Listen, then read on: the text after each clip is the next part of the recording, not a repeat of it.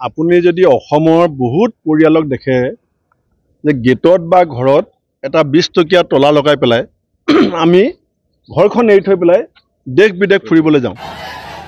আমাৰ সাহসটো ক'ত আছে 20 টকীয়া তলাৰ ওপৰত? যে দেশত আইন আছে, অসম পুলিচ আছে। আমাৰ যদি কিবা লোকচান হয় অসম পুলিচে তাৰ ব্যৱস্থা গ্ৰহণ কৰিব। কালি আমাৰ MP ৰকিবুল হুছেইন ডাঙৰীয়াক আক্ৰমণৰ সময়ত তেওঁৰ লগত যি নিৰাপত্তাৰক্ষী আছিল তেওঁলোকৰ লগত কাৰ্বাইন আছে, কাৰ্বাইনত গুলি ভৰ্তি হৈ আছে, 4 জাই ব্লেংক ফায়াৰ হৈছে।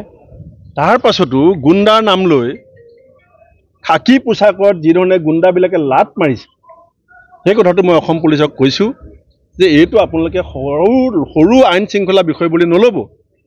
কাৰণ ইয়াত যে AP লিখা আছে অসম পুলিচ, মোৰ গাতটো নাই অসম AP আছাম বুলি লিখা। খাকী পোছাকত লাট মৰা মানে অসমৰ ওপৰত লাট মৰা। আছাম পুলিচ দুটা শব্দ আছে। যিটো কাপোৰত গুণ্ডাই লাট মাৰিছে তাত AP লিখা আছে। AP মানে অসমতো লাট মাৰিছে, P মানে পুলিচকো লাট মাৰিছে। তেওঁ এজন পুলিচ নহয়, তেওঁ অসম পুলিচৰ প্ৰতিনিধি। এজন হোমগাৰ্ড যদি লাঠি লৈ পেলাই ক'ৰবাত ৰৈ থাকে, আজি আপোনালোক সাংবাদিকসকলক যদি কয় যে এইখন গেটেদি সোমাব নোৱাৰিব, আপোনালোকে মানি লয়। কেলে? আপোনালোকে লাঠিক ভয় নকৰে। হোমগাৰ্ড, তেওঁক চৰকাৰে দায়িত্ব দিছে, তেওঁ গভৰ্ণমেণ্ট, তেওঁ আইন। আজি SP, মোৰ ককাই হ'ব পাৰে, ভাই হ'ব পাৰে, তেওঁ SP, তেওঁ আমাৰ আইনৰ ৰক্ষক।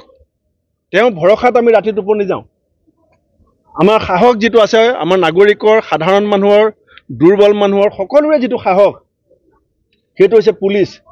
কিন্তু পুলিচৰ গাত হাত দিয়া এই কথাবিলাক যদি চৰকাৰে সহজভাৱে লয় তেতিয়াহ'লে অসম জংগল ৰাজ হ'ব। সেইকাৰণে আমি অসম পুলিচক কৈছোঁ যে অনতিপলমে দৃষ্টান্তমূলক শাস্তি দিয়ক, যাতে অসমত কোনো আইন শৃংখলা হাতত তুলি ল'বলৈ সাহস কৰিব নোৱাৰে।